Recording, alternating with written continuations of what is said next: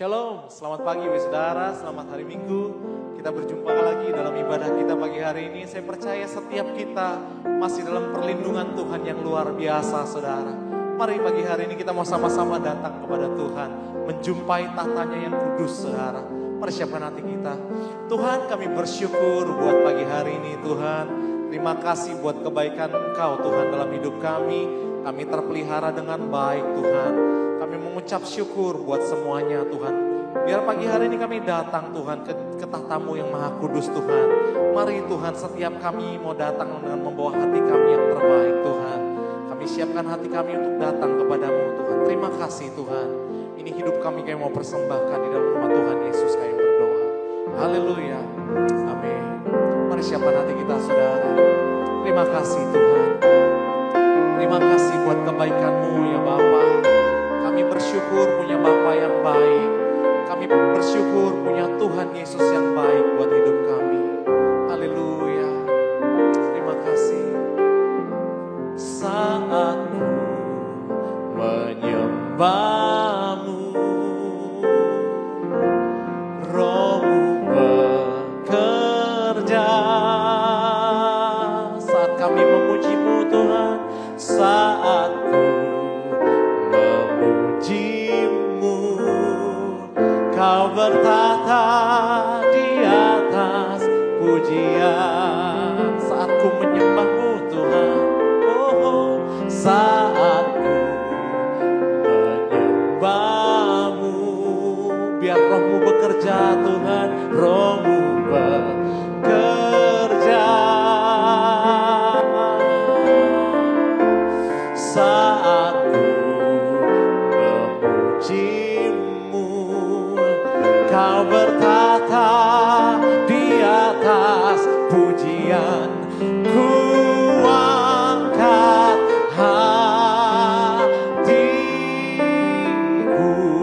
kami pandang kekudusan, ku pandang kekudusan-Mu. Oh, saat ku sembah, ku puji-Mu, ku rasakan kehadiran-Mu Tuhan. Mari masuk lebih dalam saudara. Saat kami menyembah-Mu ya Tuhan, oh, saat ku menyembah-Mu, Roh-Mu bekerja ya Tuhan, Roh-Mu bekerja. Saat ku Tuhan, saat ku memuji-Mu, Kau bertata di atas pujian. Ku angkat hatiku, ku pandang kekudusan-Mu. Saat ku sembah, saat ku sembah, ku puji-Mu, ku rasakan kehadiran-Mu Tuhan. Ku angkat hatiku, kami bawa hati kami ya Tuhan, ku pandang kekudusan-Mu. Saat ku sembah, ku puji-Mu, ku rasakan kehadiran-Mu Tuhan. Bilang, ku angkat hatiku,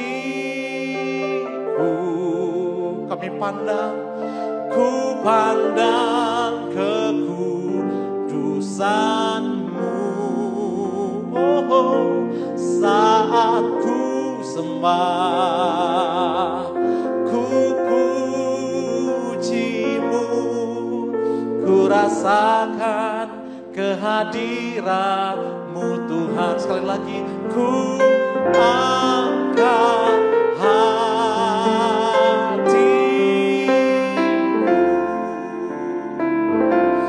ku pandang kekudusan-Mu.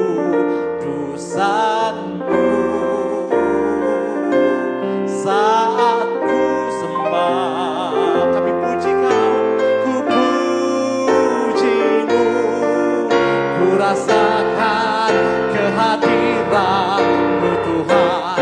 Ku angkat hatiku, kami bawa Tuhan. Ku pandang kekudusan-Mu saat ku sembah, saat ku sembah. Ku puji-Mu, ku rasakan kehadiran-Mu Tuhan. Saat kami sembah, saat ku sembah.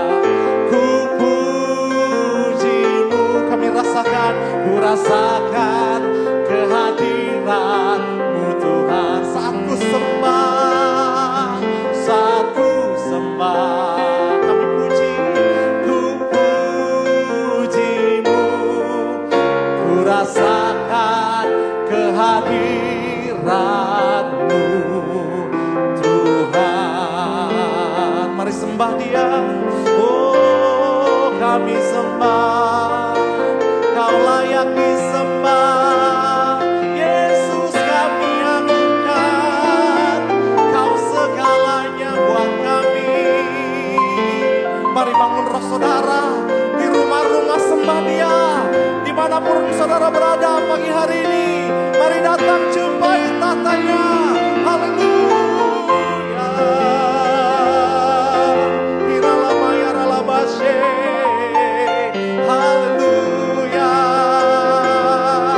Iralabaralabaya ralabaya ralabaya ralabaya ralabasyaka. Uralabasyanda. Oh, kami sembah Kau dalam roh dan kebenaran. Haleluya. Biar setiap hati pagi hari ini tertuju kepada Tuhan. Biar kita datang kepada Dia membawa persembahan hidup. Haleluya. Shikaralabayarabashe. Kami bersyukur Tuhan buat hari-hari ini. Kami bersyukur buat apapun yang terjadi. Tuhan Yesus tetap baik buat kami. Haleluya. Terima kasih Tuhan. Biar mulut kami penuh dengan puji-pujian Tuhan. Pengagungan kepadamu ya Tuhan. Oh, terima kasih Tuhan. Terima kasih Tuhan. Haleluya. Kami bersyukur ya Tuhan. Terima kasih. Ku nyanyi Hosana bagi Rajaku yang duduk di tahta. Aku muliakan dan ku agungkan. Kau layak disembah. Mari sembah Dia. Ku nyanyi Hosana. Ku nyanyi Hosana bagi Raja, bagi Rajaku yang duduk di tahta. Aku muliakan dan ku agungkan. Dia layak, Kau layak disembah. Sekali lagi, angkat dua tangan saudara, bilang ku nyanyi Hosana bagi Raja, bagi Rajaku yang duduk di tahta. Aku muliakan dan ku agungkan. Kau layak disembah. Sekali lagi, ku nyanyi Hosana. Ku nyanyi Hosana bagi Raja, bagi Rajaku yang duduk di tahta. Aku muliakan dan ku agungkan. Kau layak disembah, layak disembah. Kau layak sembah, Kau layak disembah.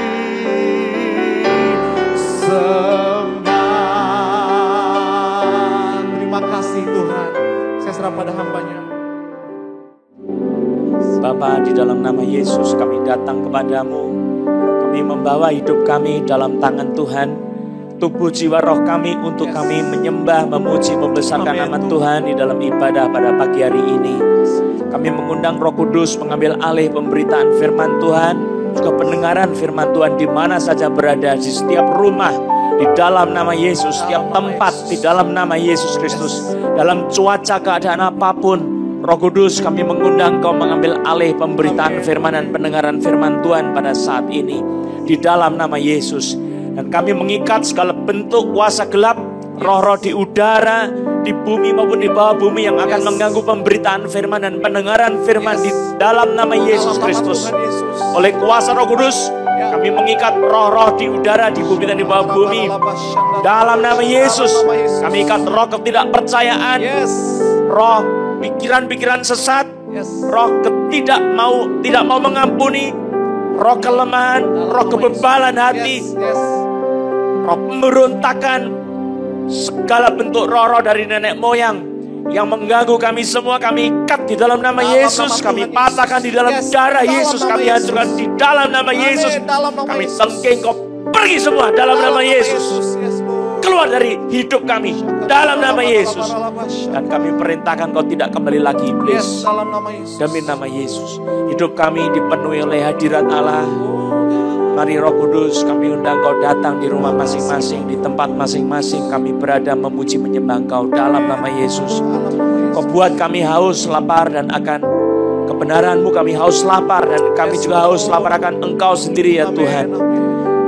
Jelaskan firman hidup-Mu oleh Roh Kudus sehingga kami menerima firman hidup dengan sukacita. Saat ini saudara, ada orang yang masih sakit hati, rasa lehermu seperti tercekik. Biar saudara mengampuni orang-orang yang bersalah kepada saudara. Saat ini ada juga orang yang kakinya sebelah kiri sakit. Tuhan jamah hidupmu, Tuhan sembuhkan kau. Engkel kaki saudara rasanya seperti linu, seperti tidak ada tenaga. Tuhan lepaskan kesembuhan oleh nama Yesus. Bukan saya yang sembuhkan, tapi Tuhan Yesus. Haleluya. Kesembuhan Roh Kudus sedang bekerja dalam nama Yesus. Buka hati saudara. Ada hembusan roh di dalam kehidupan untuk menyembuhkan kau. Terimalah pembebasan oleh nama Yesus Kristus. Pembebasan bukan dari manusia tapi dari Tuhan sendiri. Dalam nama Yesus. Segala bentuk sakit penyakit kami hardik dalam nama Yesus. Dan kesembuhan terjadi oleh kuasa nama Yesus. Terima kasih Tuhan. Terima kasih Roh Kudus. Berbicaralah pada saat ini, kami siap untuk mendengar. Di dalam nama Yesus kami berdoa. Haleluya. Amin. Saudara, kita bersyukur kepada Tuhan pada minggu pagi ini kita bisa berbakti bersama-sama. Walaupun di rumah masing-masing, tetapi kita mengalami berkat-berkat Tuhan juga. Saudara, waktu kita memuji Tuhan, hadirat Allah itu datang dan kita buka hati, segenap hati kita untuk mencari wajah Tuhan, menyenangkan hati Tuhan. Dan dalam suasana ibadah, saudara, kita akan membuka firman Tuhan bersama-sama dari kitab Injil Matius pasal yang ketiga. Saya akan memulai khotbah minggu dengan serial tentang Yesus Kristus, yang kalau di dalam istilah teologis itu kristologi, kita akan membahas tentang Kristus. Dan saat ini saya akan memulai dari Injil Matius pasal yang ketiga, ayat yang ke-13 sampai dengan ayat yang ke-17.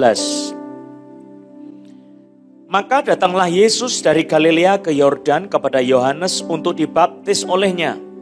Tetapi Yohanes mencegah dia, katanya, "Akulah yang perlu dibaptis olehmu, dan engkau yang datang kepadaku." Lalu Yesus menjawab, katanya kepadanya, "Biarlah hal itu terjadi, karena demikianlah sepatutnya kita menggenapkan seluruh kehendak Allah." Dan Yohanes pun menurutinya.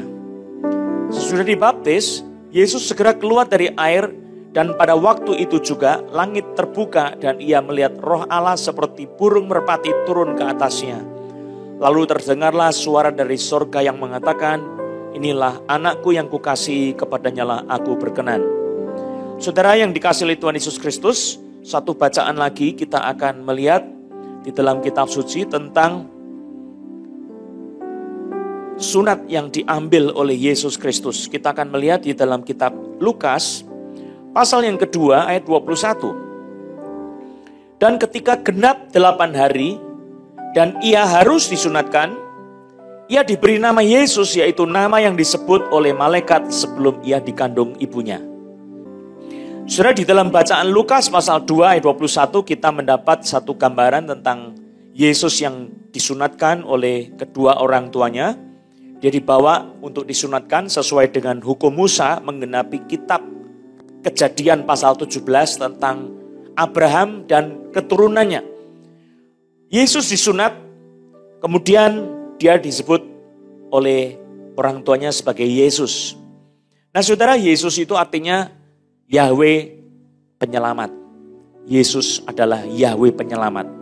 Nah saudara, kita mendapati satu kebenaran tentang Yesus itu disunat pada hari ke-8 mengikuti perjanjian lama, lalu kemudian pada dia sudah dewasa, usia yang ke-30, Yesus memulai pelayanannya dan untuk itu Yesus dibaptiskan oleh Yohanes Pembaptis. Nah, apa yang kita pelajari dari kitab suci ini? Saudara, pertama tentang pembaptisan Yesus. Saudara, pembaptisan Yesus itu adalah sesuatu yang merupakan kelanjutan dari sunat. Ya, kalau di dalam perjanjian lama ada 2 sakramen, yaitu sunat dan kemudian yang kedua adalah persembahan-persembahan korban. Itu adalah 2 sakramen di dalam perjanjian lama yang menjadi esensi tanda dengan perjanjian anugerah yang akan Tuhan curahkan kepada dunia ini melalui perjanjian lama, order di dalam perjanjian lama. Nah saudara, saya akan mundur lagi. Apa yang dimaksud dengan perjanjian lama, perjanjian anugerah dalam order yang lama? Saudara, setelah manusia jatuh dalam dosa, maka manusia itu menyembunyikan diri dari Tuhan. Dan Tuhan mencari manusia, lalu kemudian ketemulah manusia itu dalam persembunyiannya. Dan ditanya oleh Tuhan, kenapa kamu bersembunyi? Lalu kemudian dijelaskan oleh manusia bahwa mereka ini sudah makan buah pengetahuan baik dan jahat yang dilarang oleh Tuhan. Nah saudara, Yesus kemudian, Allah kemudian lebih tepat ya, membuatkan manusia itu cawat. Yang tadinya manusia membuat dari dedaunan, daun pohon ara, saudara. Lalu kemudian dibuatlah cawat untuk menutupi kemaluan mereka. Tetapi Allah menyembelihkan satu binatang. Lalu dari kulit binatangnya itu dibuatkan pakaian. Nah saudara, itu adalah satu persembahan korban yang pertama kali. Yang mana korban untuk penghapusan dosa yang akan terjadi ke depan. Dan nubuatan Allah kepada manusia, aku akan mengadakan permusuhan antara kamu dengan keturunanmu. Keturunannya akan meremukkan kepalamu, iblis. Tapi engkau akan memakut tumitnya. Jadi itu adalah satu perjanjian antara Allah dengan manusia yang akan kena imbasnya itu iblis. Dan iblis akan dihancurkan. Dan untuk itu Tuhan menyembelih satu korban binatang. Itu adalah sakramen pertama, yaitu sakramen persembahan korban. Lalu kemudian Allah mengadakan perjanjian dengan Nuh. Setelah dibasminya seluruh bumi dimusnahkan. Lalu kemudian keturunan berikutnya adalah Nuh, Abraham. Setelah Nuh, Abraham. Nah baru setelah itu Allah mengadakan perjanjian tentang sunat. Ini adalah satu kelanjutan daripada perjanjian anugerah ini. Kenapa disebut perjanjian anugerah? Sebab manusia tidak bisa menyelamatkan dirinya sendiri. Nah, Allah datang sebagai juru selamat. Dan untuk itu ada satu ketetapan-ketetapan yang Tuhan kerjakan di dalam perjanjian lama. Dan untuk itu ada 2 sakramen yang sudah ditetapkan oleh Allah, yaitu persembahan korban dan sunat. Nah saudara, dari sini Yesus kemudian dia disunatkan pada hari yang ke-8. Nah ini adalah satu permulaan, artinya adalah satu permulaan di mana Yesus itu tunduk di bawah hukum Taurat, mengambil posisi kita. Nah ini adalah satu tindakan yang penting dari Kristologi, tindakan Kristus dalam dunia kristologi bahwa Yesus mengambil posisi kita untuk menggenapi Taurat. Dia melakukan seluruh Taurat. Dan pada usia yang ke-30, Yesus masuk ke dalam satu tahap yang lebih dalam lagi, yaitu dia dibaptiskan oleh Yohanes Pembaptis. Apa yang terjadi, saudara, di dalam pembaptisan Yohanes? Nah, kita tadi membaca, dia masuk ke dalam air, di situ sungai Yordan mengalir airnya. Bapak-bapak gereja berpikir bahwa baptisan itu yang penting itu adalah air mengalir, air hidup, ya, bukan air yang mati. Jadi bagaimana supaya menjadi air yang mengalir itu ada beberapa hal, saudara. Ada di sungai, dia masuk ke dalam air dan keluar dari air. Nah, ini yang terjadi pada Yesus. Waktu Yesus keluar dari air, tiba-tiba langit terkoyak, terbelah, dan kemudian Roh Kudus dalam rupa burung merpati turun ke atas Yesus. Dan ada suara pada saat yang sama Roh Kudus turun. Inilah anakku yang kukasihi, kepadanya aku berkenan. Nah, saudara-saudara, itu adalah satu peristiwa yang menyertai pembaptisan Yesus. Tetapi yang saya ingin menggali lebih dalam, lebih dari perkataan itu nanti kita akan menggali lebih dalam lagi, saudara. Tetapi saya ingin berfokus kepada perkataan yang dikatakan oleh Yesus. Tapi sebelumnya saya jelaskan dulu tentang air baptisan itu, saudara. Bapak-bapak gereja memang setuju dengan baptisan selam, bukan tidak setuju, saudara. Jangan salah. Tetapi kemudian praktek daripada para rasul, murid-murid Yesus itu, pembaptisan itu juga dilakukan dengan percik. Tapi lebih tepat dengan dituang, bukan diciprati air. Dengan dituang, saudara. Kenapa demikian? Sebab memang mereka masih berpikir itu adalah simbol daripada Roh Kudus yang turun ke atas kita. Air hidup itu, saudara. Jadi harus mengalir. Maka pada waktu kekristenan mengalami aniaya yang besar di dalam abad pertama sampai dengan abad yang ketiga, saudara. Begitu banyak orang Kristen yang dianiaya, mereka lari ke sana kemari. Dan kemudian mereka yang pergi ke sana kemari itu memberitakan Injil Yesus Kristus. Dan kemudian yang terjadi adalah banyak orang yang bertobat. Bagaimana mereka bertobat? Itu pekerjaan Roh Kudus, tetapi kemudian mereka mengikuti nasihat Yesus Kristus. Jadikanlah semua bangsa muridku. Siapa yang percaya, baptiskanlah mereka di dalam nama Bapa, Anak, dan Roh Kudus. Percaya dibaptis dalam nama Bapa, Anak, dan Roh Kudus. Dan itu terjadi. Bagaimana pembaptisannya? Itu karena mereka dikejar-kejar, maka mereka banyak yang pergi ke kuburan-kuburan yang adalah gua-gua. Di situ mereka ibadah juga di situ. Dan kemudian orang-orang yang percaya mereka dibaptis di situ, saudara, itu pakai percik atau lebih tepat dituang air. Disitulah baptisan percik itu diperkenalkan. Juga pada saat sebelumnya, saudara, itu ada orang-orang yang mau mati. Dia percaya kepada Yesus. Nah, kalau sudah mau mati, dibaptisnya apa? Selam? Pasti tidak, saudara. Kalau selam bisa cepat mati malahan. Jadi mereka dituangi air di kepala mereka. Dan bapak-bapak gereja tidak anti dengan baptisan percik, saudara, atau baptisan tuang itu, saudara. Nah, namun, saudara, gereja kemudian pada masa-masa berikutnya terjadi pergolakan-pergolakan, ada perdebatan-perdebatan yang cukup panjang mengenai baptisan. Saya tidak akan membahas tentang hal itu, tetapi saya mau mengatakan bahwa pada saat penganiayaan, baptisan dengan dituang air itu pun juga sebagai sesuatu yang dianggap sah, tidak perlu dibaptiskan, ditenggelamkan lagi ke dalam air, saudara. Nanti saya akan membahas sedikit tentang masalah baptisan ini, tapi saya akan masuk ke dalam pembahasan yang sangat serius, saudara, yaitu perkataan Yesus pada saat dia mau dibaptiskan. Mari kita lihat ayat 13. Maka datanglah Yesus dari Galilea ke Yordan kepada Yohanes untuk dibaptis olehnya. Jadi Yesus pergi kepada Yohanes di sungai Yordan untuk dibaptis. Tetapi Yohanes mencegah dia, katanya, akulah yang perlu dibaptis olehmu, dan engkau yang datang kepadaku. Saudara, ini adalah satu pertanyaan yang sangat masuk akal. Dalam spiritualitas Yohanes Pembaptis yang sangat sederhana, yang rendah hati. Akulah yang perlu dibaptis olehmu, Tuhan Yesus. Dan engkau yang datang kepadaku. Karena dia tahu Yesus lebih saleh, lebih kudus. Dia sebagai seorang yang dipenuhi Roh Kudus sejak dari kandungan ibunya, Yohanes Pembaptis. Dia tentu punya kepekaan rohani lebih besar daripada semua orang yang lain. Dan dia tahu Yesus itu Mesias Anak Allah. Tetapi secara sadar, di dalam pengertian yang terbatas, dia berkata, engkau yang datang kepadaku, harusnya aku yang perlu dibaptis olehmu.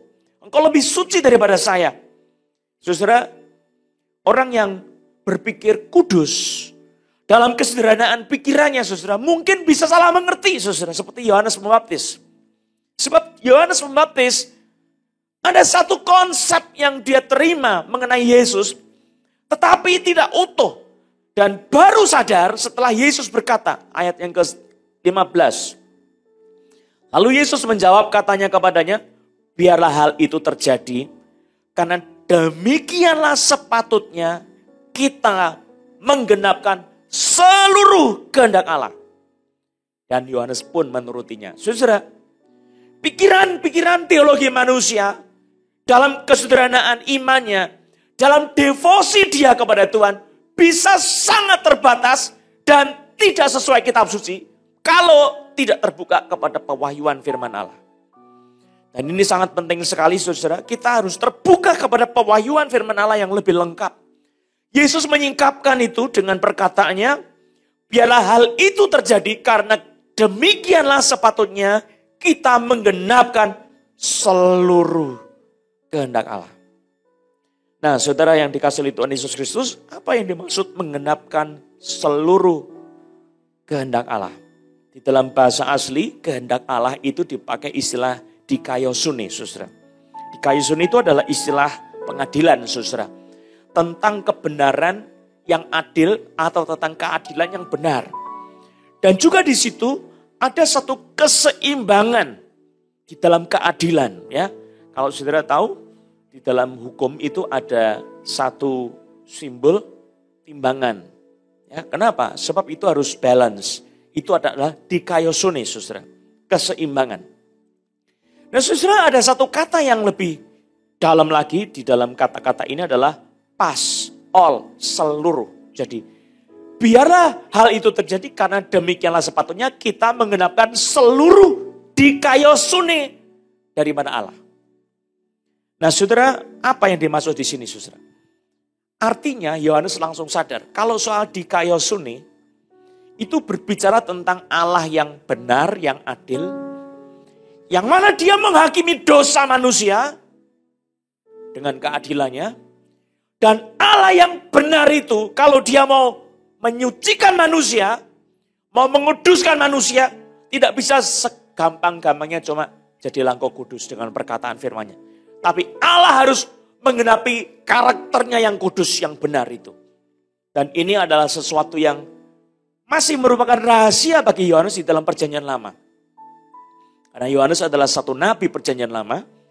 Dan Yohanes terbuka sekali dengan apa yang dikatakan oleh Yesus. Dan apa yang menjadi perkataan Yesus itu mencelikkan kesederhanaan, kerohanian dan pengertian kerohanian Yohanes. Sehingga dia menyetujui membaptiskan Yesus di Sungai Yordan. Nah, ini nanti akan saya bahas lebih dalam apa maksudnya menggenapi seluruh kehendak Allah ini, saudara. Karena ini sangat penting sekali artinya.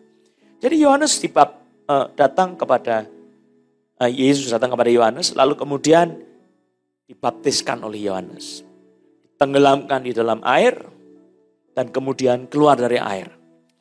Nah, saudara, mari kita sekarang membahas tentang baptisan Yesus, yang mana dari seluruh rangkaian tugas Yesus sebagai Mesias, Yesus itu dia mau menggenapi seluruh kehendak Allah, dan tujuan pembaptisan ini adalah satu awal mula yang paling penting untuk menggenapi seluruh kebenaran Allah. Nah, saudara, pertama, kita tahu Yohanes itu membaptis orang-orang sebagai tanda pertobatan. Apakah Yesus bertobat? Tentu kita tahu Yesus tidak bertobat. Yesus itu tak pernah hidup dalam dosa. Jadi bagaimana kita memahami baptisan Yohanes? Saudara, Yohanes mengatakan, hai kamu ular beludak. Orang-orang Farisi. Kamu seperti kuburan. Di luar bersih semuanya, tapi di dalam penuh kekotoran.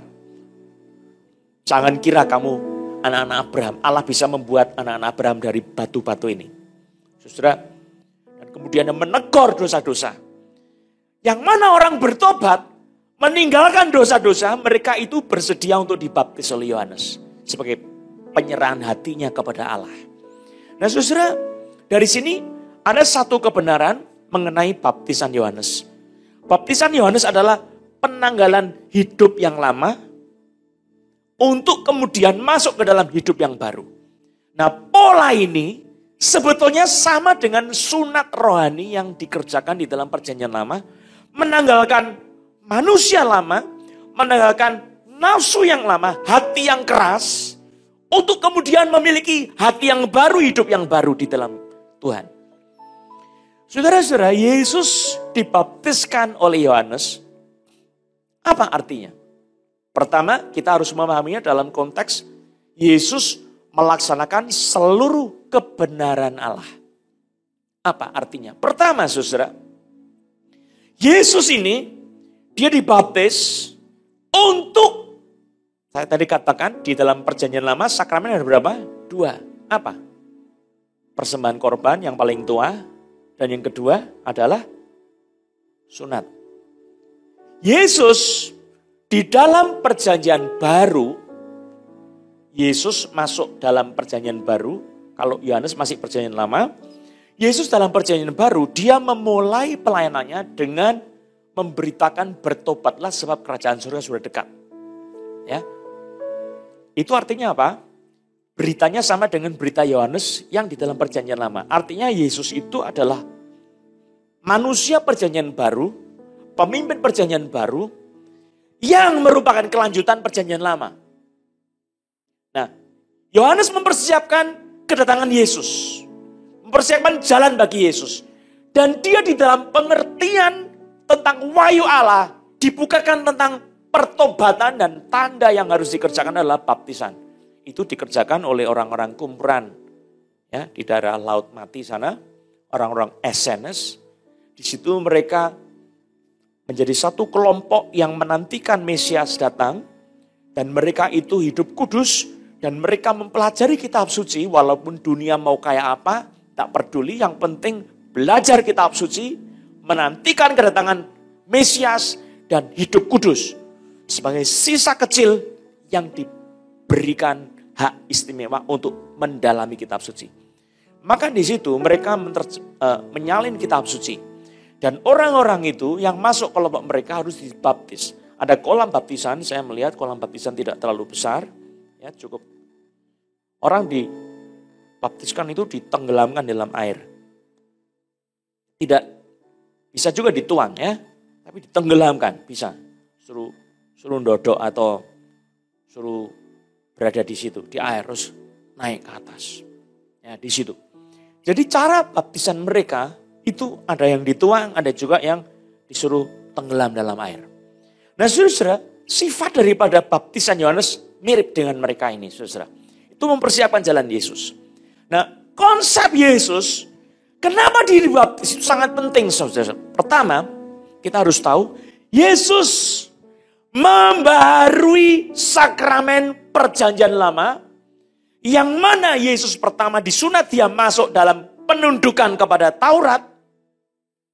Sesuai dengan Taurat, dia menjadi hamba Taurat dengan menyerahkan diri untuk disunat. Ya.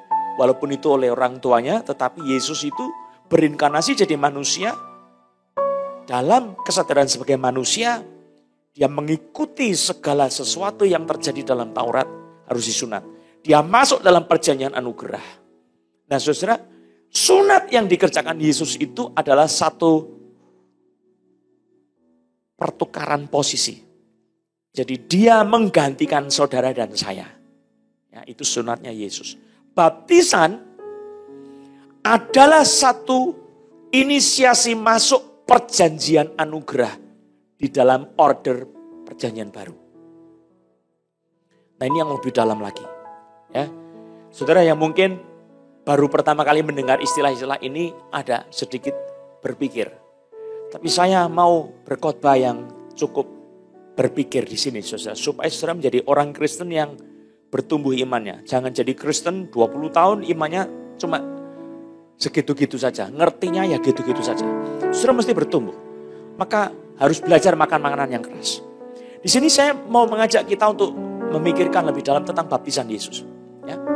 Sekali lagi saya katakan, waktu Yesus dibaptis, Yesus itu sedang membarui sakramen perjanjian lama, order anugerah dalam perjanjian lama, di mana kalau dulunya itu sunat, sekarang dibaptis. Tapi pengertiannya kalau pembaruan itu harus lebih tinggi. Tidak dibarui dalam level yang setara, tapi harus lebih tinggi.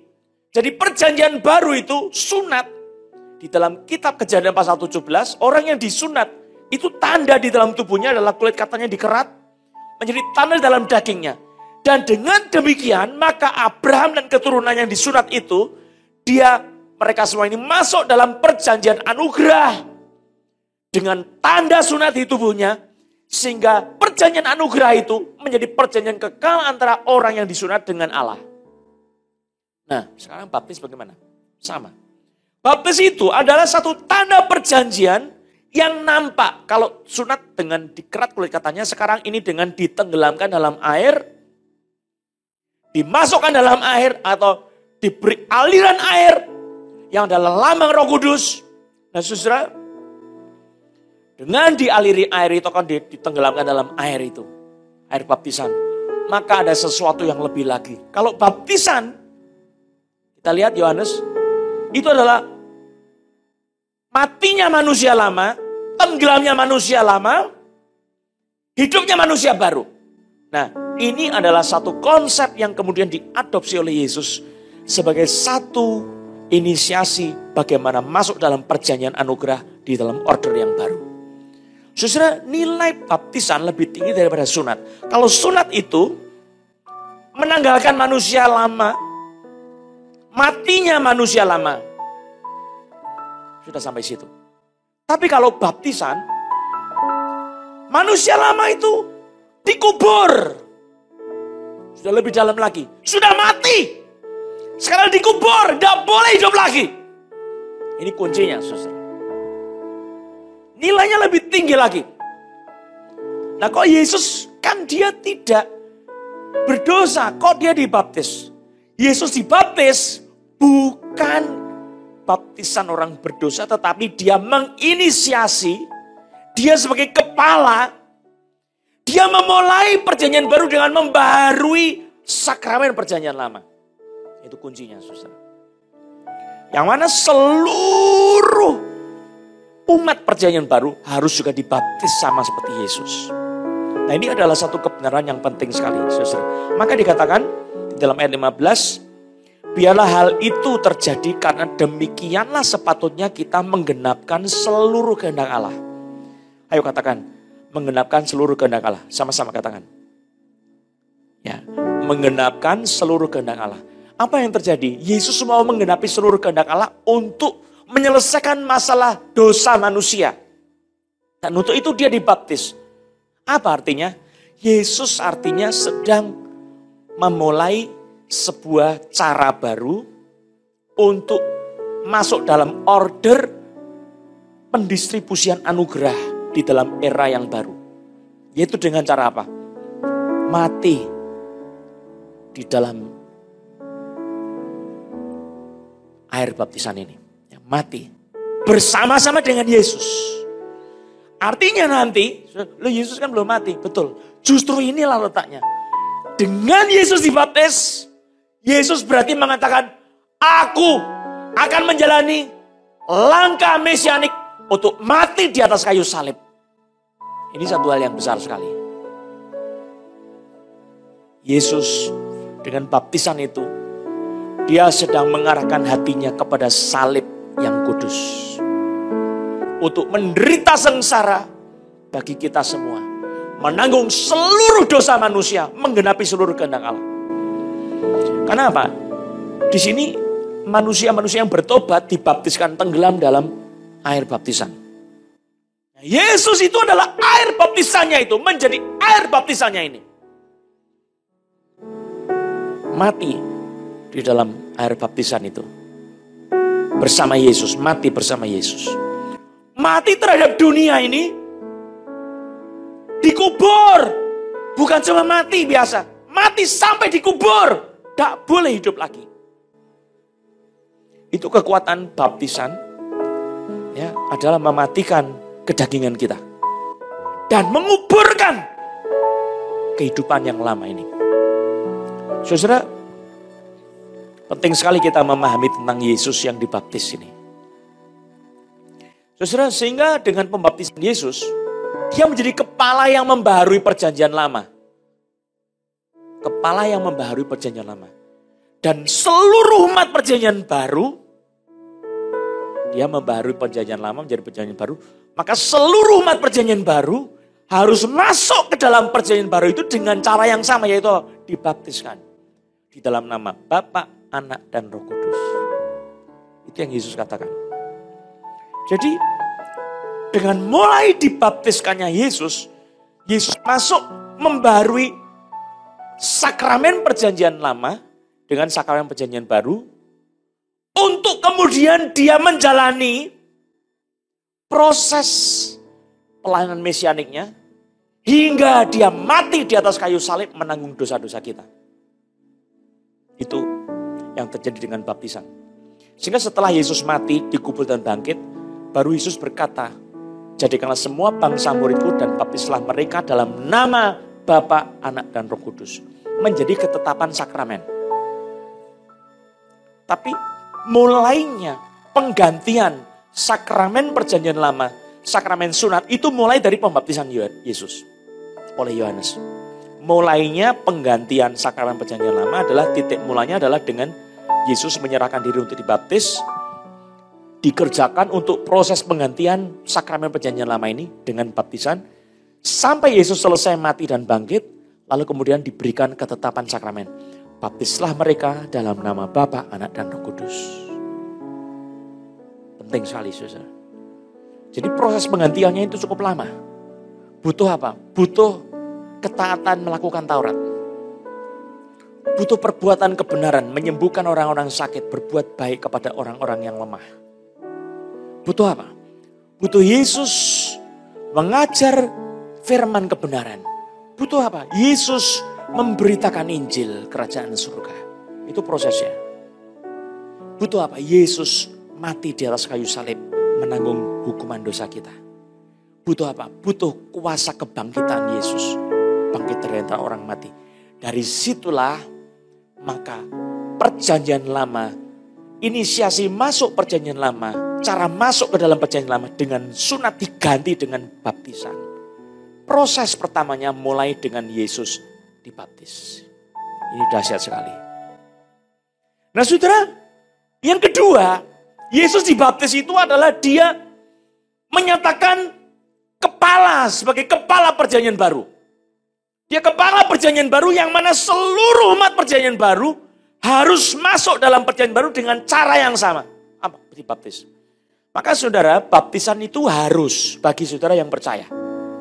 Jangan berpikir saudara tidak dibaptis tidak apa-apa, asal aku percaya Yesus.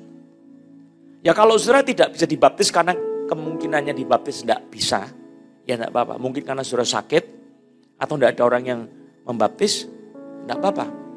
Engkau sudah percaya, engkau diselamatkan. Tetapi kalau engkau punya kemungkinan untuk dibaptis, engkau harus dibaptis. Untuk apa?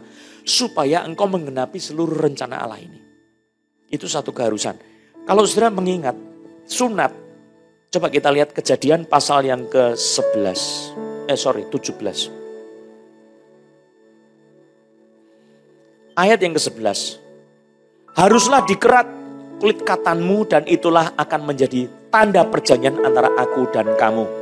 Anak yang berumur 8 hari haruslah disunat, yakni setiap laki-laki di antara kamu turun-temurun, baik yang lahir di rumahmu maupun yang dibeli dengan uang dari salah seorang asing tetapi tidak termasuk keturunanmu. Ayat 13 baca. Orang yang lahir di rumahmu dan orang yang engkau beli dengan uang harus disunat. Semuanya harus. Maka, perhatikan, dalam dagingmu lah perjanjianku itu menjadi perjanjian yang kekal. Wah ini penting. Dengan sunat orang itu masuk dalam perjanjian lama, dalam perjanjian anugerah, order yang lama, maka di dalam dagingnya kelihatan ada kulit katan yang sudah dibuang. Di situ terjadi tanda yang memeteraikan bahwa janji anugerah dalam perjanjian lama dimeteraikan dalam dirinya. Dan perjanjian itu menjadi perjanjian yang kekal. Ini penting. Sunat membuat perjanjian Allah itu perjanjian yang kekal. Nah, baptisan itu juga membuat perjanjian Allah dalam order perjanjian anugerah yang baru. Itu menjadi perjanjian yang kekal dalam hidupmu. Artinya apa? Engkau itu selama hidupmu, sepanjang hidupmu, engkau mengakui Yesus Juru Selamatku. Yesus Tuhanku. Aku mati bersama Yesus. Aku dikuburkan bersama Yesus. Dan aku bangkit bersama Yesus. Sebagai manusia yang baru, bukan lagi manusia lama. Ini penting. Mati bersama Yesus. Perjanjian ini sudah kekal. Saya kapanpun hidup, saya selama-lamanya milik Yesus. Baptisan itu adalah satu meterai untuk selama-lamanya engkau milik Yesus. Kecuali engkau membatalkan perjanjian anugerah ini. Ya. Membatalkan dengan cara apa? Engkau menyangkal Yesus. Dengan sungguh-sungguh hati, segenap hatimu menyangkal Yesus. Engkau membatalkan itu. Itu berbahaya sekali. Maka saya mau anjurkan saudara-saudara kembali lagi. Saudara yang sudah dibaptis, engkau itu sebetulnya sudah mati bersama Yesus. Sudah dikubur bersama Yesus. Yang lama sudah berlalu. Kalau sunat itu manusia lama dipotong. Dibuang. Hati yang keras dipotong. Engkau sekarang masuk perjanjian anugerah yang baru. Sunat sudah lagi diganti oleh baptisan. Sudah diganti. Maka engkau sudah dikubur bersama Yesus. Mati bersama Yesus. Wow, dahsyat. Engkau bangkit bersama Yesus. Itu nilainya lebih tinggi. Engkau hidup sebagai manusia baru. Maka jangan lagi dosa berkuasa dalam hidupmu. Pak, kalau saya sudah dibaptis, lalu saya berdosa besar bagaimana? Boleh dibaptis lagi. Saya mau ajak kita memikirkan mengenai baptisan. Baptisan itu ada sakramen itu ada 4 hal yang penting. Pertama, diperintahkan Tuhan. Ada 2, yaitu perjamuan kudus. Lakukanlah ini untuk mengingatkan aku. Dan yang kedua tentang baptisan. Harus diperintahkan Yesus secara verbal. Yang kedua ada tandanya. Kalau sunat dengan dikerat kulit katan. Tapi kalau baptisan dengan air sebagai tandanya. Kalau perjamuan kudus dengan roti dan anggur. Kalau persembahan korban ada binatang yang dipersembahkan. Tidak boleh bercacat. Ya. Lalu yang ketiga harus ada janji Allah. Yang dikerjakan oleh Allah. Yang akan dikerjakan. Dan yang sedang dikerjakan. Harus dari janji Allah. Kalau mengenai baptisan, itu janji Allah adalah mati bersama Yesus. Itu penting sekali. Mati bersama Yesus. Janji Allah. Saya bangkit bersama Yesus. Itu janji baptisan. Ya. Lalu yang keempat, itu meterai. Meterai. Janji Allah itu dimeteraikan dalam dirimu. Waktu engkau dibaptis, janji Allah itu dimeteraikan dalam dirimu. Rohmu, jiwamu, tubuhmu mengalami baptisan dengan cara apa? Janji Allah itu dimeteraikan dalam dirimu. Saya mati bersama Yesus, bangkit bersama Yesus. Nah ini yang penting saudara. Jadi kalau baptisan diulang, apakah saudara pernah tahu mengenai sunat diulang? Sunat 1 kali saja cukup saudara. Abraham bisa saja berdosa. Tapi keberdosaan Abraham tidak menghapus posisi dia sebagai anak perjanjian. Ya. Dia bisa tetap sebagai anak perjanjian. Asal bukan dosa yang tidak terampuni, saudara. Apa dosa yang tidak terampuni? Saudara mungkin melakukan dosa yang fatal sekali. Dan saudara perlu peneguhan kembali, ya. Saya mau jelaskan 4 hal ini, saudara. Pertama tadi apa? Perintah. Kedua, tanda. Ketiga, janji Allah. keempat, meterai. Kalau saudara misalnya berdosa setelah itu, ya, saudara yang perlu engkau bertobat, bukan dibaptiskan ulang. Engkau harus bersungguh-sungguh hidup dalam kekudusan. Engkau minta Roh Kudus memenuhi hatimu. Nah, kasus mengenai baptisan ulang, ya, kalau airnya tidak dengan air, engkau perlu dibaptis ulang. Baptisnya kamu bukan dengan air, engkau perlu dibaptis. Tapi kalau sudah dengan air, semestinya tidak perlu baptis ulang. Nah, kasus-kasus beberapa gereja sekarang ini banyak sekali. Saya tidak mau menyinggung denominasi apapun, tetapi saya mau mengatakan, baptisan ulang itu tidak boleh membatalkan meterai. Kalau engkau menyatakan baptisanmu tidak sah, engkau lalu dibaptis ulang, itu namanya engkau membatalkan meterai baptisan yang pertama. Kalau presiden punya meterai, terus kau batalkan, kena sanksi hukum enggak? Pasti kena. Lawang meterai pengadilan suami istri, dimeteraikan, kau sobek-sobek, itu ada hukumnya, engkau bisa kena hukuman. Apalagi membatalkan meterai baptisan dalam nama Bapa, Anak, dan Roh Kudus. Wow, itu besar sekali. John Calvin mengatakan itu bisa berakibat pada kematian kekal, saudara. Tapi bagaimana dengan baptisan ulang? Saya mau katakan, unsur-unsur tadi, ya, perintah sudah jelas ada. Kedua, ada tandanya. Ketika ada janji Allah, ketika ada meterai, ya. Sekarang yang mengenai kedua ini, mengenai alat yang menjadi tanda. Kalau saudara merasa kurang mantap dengan dibaptiskan dengan cuma dipercik atau dengan dituang, saya mau katakan, engkau harus, kalau mau dibaptiskan ulang, harus mengerti satu hal. Tidak boleh membatalkan meterai yang pertama. Sekali lagi, hanya boleh meneguhkan meterai yang sudah ada. Jadi kalau engkau dulu memang dibaptis dengan percik, engkau pengen Islam, konsep imanmu harus adalah, saya bukan membatalkan meterai yang sudah jadi, tapi saya akan membarui cara yang belum klop. Begitu. Kalau engkau membatalkan meterai, berbahaya sekali. Itu berakibat fatal. Saya tidak anjurkan sama sekali.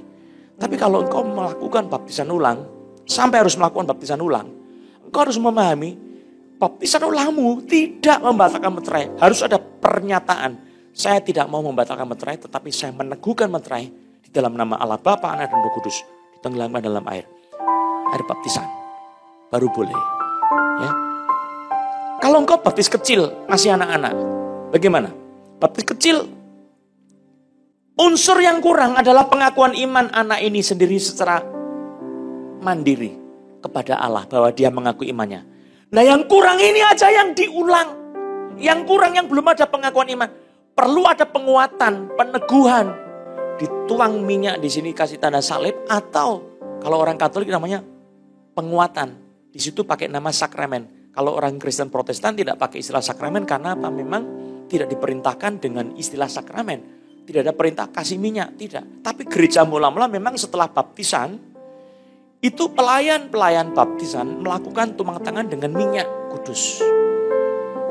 Itu penguatannya itu yang diperlukan. Jadi perlu penguatan. Saudara yang sudah menyangkal Yesus mungkin kembali kepada Yesus, engkau sudah dibaptis, tidak perlu dibaptis ulang. Kalau engkau sudah dibaptis selam, apalagi tak perlu diulang.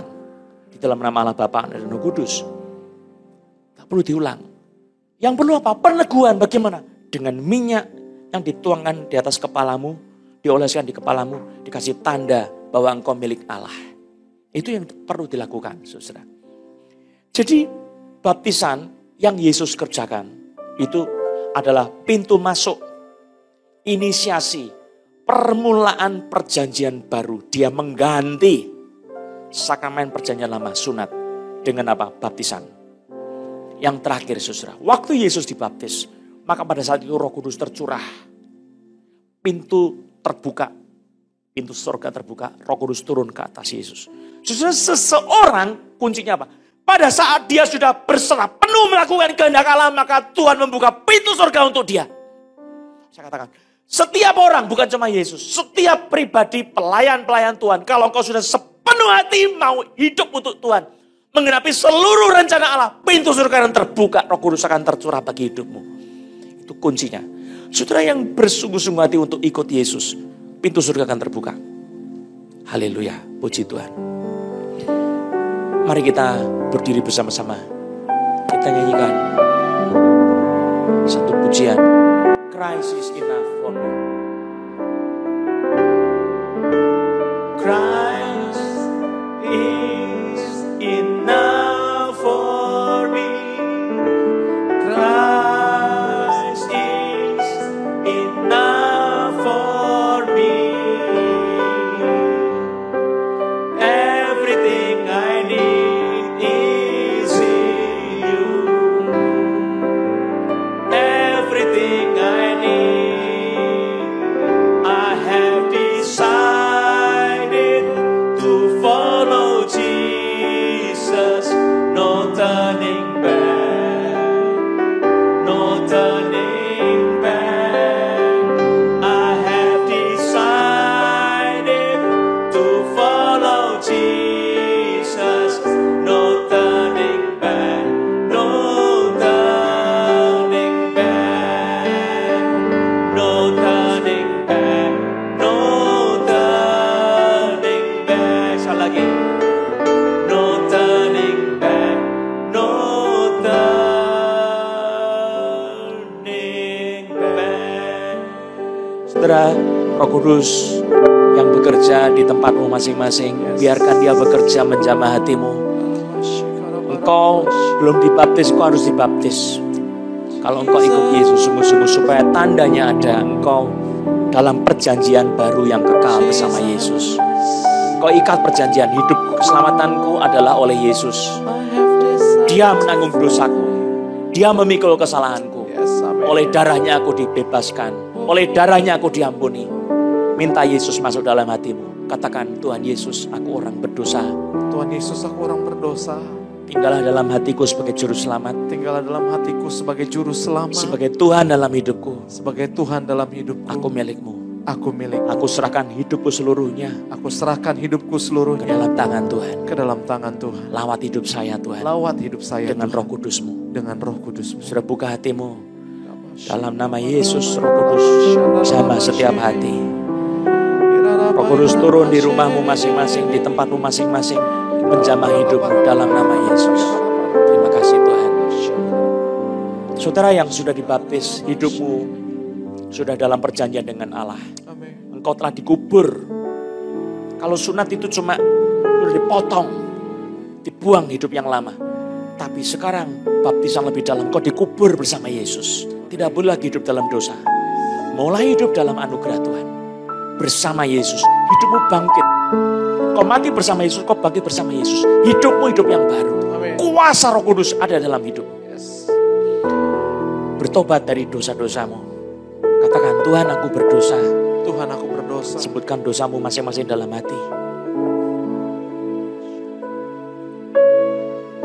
Ampuni saya Tuhan. Ampuni saya Tuhan. Oleh darah Yesus Kristus. Oleh darah Yesus Kristus. Aku dalam ikatan perjanjian baru. Aku dalam ikatan perjanjian baru. Sudah dibaptiskan di dalam nama Allah Tritunggal. Sudah dibaptiskan dalam nama Allah Tritunggal. Saya telah dikuburkan bersama Yesus. Saya telah dikuburkan bersama Yesus. Saya telah mati bersama Yesus. Saya telah mati bersama Yesus. Saya bangkit pula bersama Yesus. Saya bangkit pula bersama Yesus. Hidup saya hidup yang baru. Hidup saya hidup yang baru. Saya memiliki kemenangan di dalam Yesus. Saya memiliki kemenangan di dalam nama Yesus. Terima kasih Tuhan Yesus. Terima kasih Tuhan Yesus.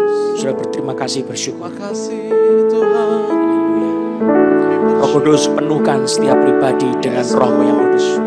Yang ketiga, saudara yang bersungguh-sungguh hati untuk Tuhan, engkau mau menggenapkan seluruh rancangan Tuhan dalam hidupmu. Pintu surga akan terbuka bagimu. Amin. Roh Kudus akan tercurah bagi hidupmu. Engkau berjanji sama Tuhan, katakan, saya mau lakukan seluruh kehendak Allah. Saya mau lakukan seluruh kehendak Allah. Hidup saya mau sepenuhnya menggenapi firman Tuhan. Hidup saya mau sepenuhnya mengenapi firman Tuhan. Roh Kudus, tolong saya. Roh Kudus, tolong saya. Bapa berkenan akan saudara. Amin. Sudah Bapak. buka hatimu. Yes, Lord. Dalam nama Yesus. Dalam nama Yesus. Roh Kudus yang bekerja, Engkau menjamah setiap pribadi masing-masing. Amin Tuhan. jamah dengan Roh Kudus. Roh Kudus. Saudara terima urapannya dalam nama Yesus. Bukan saya tapi Roh Kudus. Sekarang saya mau berdoa buat teman-teman yang sakit. Tumpangkan tanganmu di tempat yang sakit. Kalau pinggangmu sini sakit, tumpang sini. Pokoknya tempat yang sakit, tumpang dengan tanganmu. Demi nama Yesus. Oleh darah Yesus Kristus. Semua setan yang membuat sakit seperti Ayub dibuat sakit oleh setan. Semua setan yang membuat sakit, pergi dalam nama Yesus. Keluar oleh darah Yesus. Pergi. Dalam nama Yesus. Dan terimalah pembebasan oleh nama Yesus. Oleh darah Yesus, engkau disucikan. Oleh bilur-bilur Yesus, engkau disembuhkan. Tidak lagi sakit bagian tubuhmu yang sekarang ini sakit, sudah disembuhkan oleh Tuhan Yesus. Coba gerakkan dengan iman dalam nama Yesus. Ada orang yang pinggulnya sebelah kiri sakit, sangat sakit. Tuhan sembuhkan saat ini. Saudara boleh bersaksi, tuliskan kesaksian saudara di YouTube atau di Instagram, ceritakan, atau di Facebook dalam nama Yesus. Mari kita akhiri ibadah kita. For you are great, you do miracles so great. There is no one else like you. There is no one else like you. For you are great, you do miracles so great. There is no one else like you. There is no one else like you. Saudara musik tetap menyanyikan, buka hatimu untuk terima berkat Tuhan. Kiranya anugerah sejahtera daripada Allah Bapa kita, pertolongan dari Tuhan Yesus Kristus, serta persekutuan Roh Kudus menyertai kehidupanmu, memberkati kehidupanmu, membawa hidupmu dalam kemenangan kepada kemenangan, dalam iman menuju kepada iman, dan kau menjadi saksi kematian dan kebangkitan Yesus hari ini sampai Yesus datang kembali. Amin.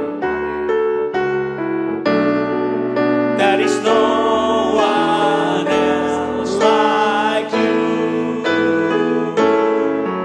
There is no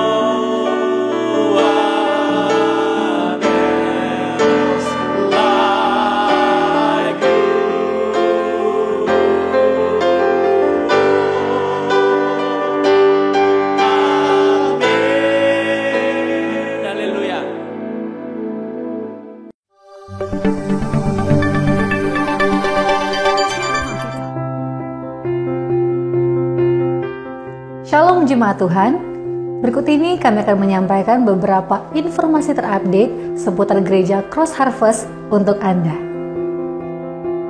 Inspiring Devotion adalah sebuah pendalaman Alkitab di mana kita belajar untuk mengerti kebenaran firman Tuhan lebih dalam lagi. Anda bisa bergabung bersama kami setiap hari Selasa jam 7 malam. Bagi Anda remaja atau pemuda, setiap Sabtu, Anda bisa bergabung bersama kami dalam online youth service setiap Sabtu pukul 7 malam via Zoom. Untuk informasi ID Zoom, Anda bisa menghubungi hotline gereja berikut ini.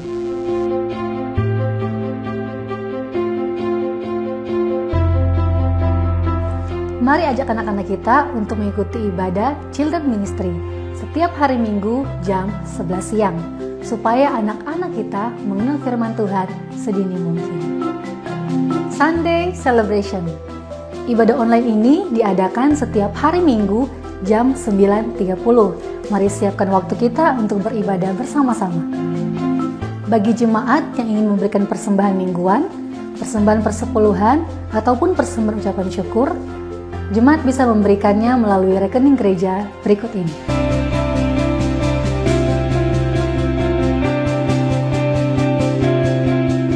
Demikian beberapa informasi yang kami sampaikan. Tidak lupa kami mengajak jemaat untuk mengikuti sosial media kita. Follow Instagram kita di @chc_serpong dan YouTube CHC_serpong. Jangan lupa untuk subscribe dan tekan lonceng supaya jemaat bisa mendapatkan notifikasi setiap acara kami. Untuk Facebook, Anda juga bisa @friend di akun Johannes Lili Susanto, supaya Anda dapat mengikuti ibadah online setiap minggunya. Saya Faralado, pamit undur diri. Happy Sunday, Tuhan Yesus memberkati.